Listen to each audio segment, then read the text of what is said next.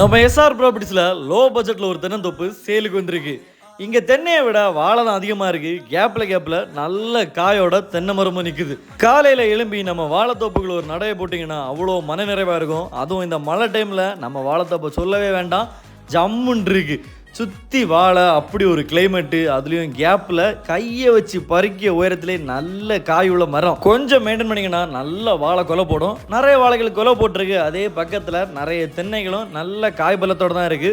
சூப்பராக காய்க்கிற மாதிரி உள்ள தென்னை மரங்கள். பக்கத்து கண்டத்தில் மேலே பார்த்தீங்கன்னா ஃபுல்லாக தென்னை மரம், கீழே பார்த்தீங்கன்னா ஃபுல்லாகவே வாழை மரம்.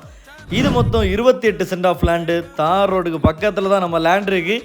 இப்படி போனீங்கன்னா நம்ம லேண்டு, இப்படி போனீங்கன்னா மத்திக்கோடு, இப்படி போனால் பக்கத்துலேயே வெள்ளியாவளை. மத்திக்கோடா இருந்தாலும் சரி, வெள்ளியாவளா இருந்தாலும் சரி, நம்ம லேண்டுக்கு பக்கத்துலேயே இருக்குது. இது சென்ட்டுக்கு வரோம் 1,50,000 தான் கேட்குறாங்க. போனால் வராது. Super land. கால் பண்ணுங்கள், பெஸ்ட்டாக முடிச்சாரோம்.